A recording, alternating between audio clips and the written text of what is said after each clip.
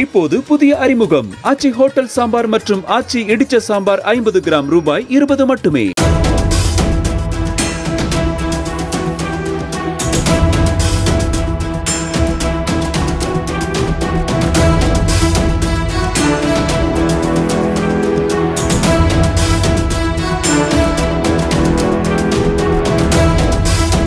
தருமபுரியில் இருந்து சேலம் செல்லும் தேசிய நெடுஞ்சாலையில் தொப்பூர் கணவாய் பகுதியில் அரசு பேருந்தும் லாரியும் மோதிய விபத்தில் பள்ளி மாணவ மாணவிகள் உட்பட 25க்கும் மேற்பட்டோர் காயமடைந்துள்ளனர். தொப்பூர் வனப்பகுதி சாலையில் சாலை போடும் பணி நடந்து வருவதால் இருவழி சாலையில் ஒரு சாலையில் மட்டும் வாகனங்கள் அனுமதிக்கப்படுகின்றன.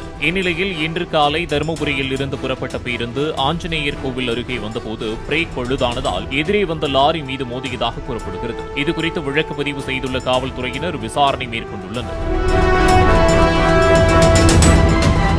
இப்போது புதிய அறிமுகம் ஆச்சி ஹோட்டல் சாம்பார் மற்றும் ஆச்சி இடிச்ச சாம்பார் 50 கிராம் ரூபாய் 20 மட்டுமே.